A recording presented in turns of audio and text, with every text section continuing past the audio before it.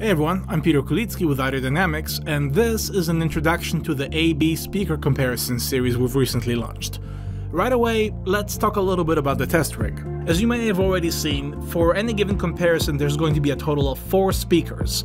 Left speaker A, right speaker A, left speaker B, and right speaker H. Just seeing if you're paying attention.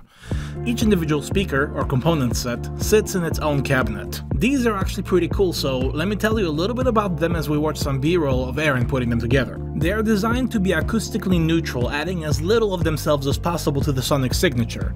No peaks, no resonances, all the output from the back of the driver is just meant to vanish. The volume of each chamber is more than 4 times the equivalent air compliance of any driver that we'd ever test, so they are effectively infinite baffles. And their shape is such that no standing waves can form along the horizontal axis, as there are no parallel walls. In fact, the only way they could form is along the vertical axis, and we've addressed that with some 2-inch thick acoustic mineral wool insulation, which I highly recommend whether you're building a full-range cabinet or a subwoofer. And since we'd like for you to hear the speakers before you see them, we've also fashioned some magnetic grills to allow for a dramatic reveal at the end of each video. As a finishing touch, we've also added some light strips to indicate whether you're listening to the top or the bottom set. Moving on to the rest of the rig, we're using FooBar with an external audio interface as our media player. From there, the signal is fed into one of our Audio Dynamics amplifiers. This is the Premium 1000.4. The output is then carried over to these little shelves that hold whatever crossovers come with the speakers we're testing, and the signal is directed to the appropriate one through a set of relays controlled by an MTI switcher, with a remote that can be operated from out of the way. All the sound for these videos is captured with a Zoom H4n sitting just out of frame with the recording level set at 6 decibels below clipping. We're using the 2 onboard microphones to capture the presenter's voice,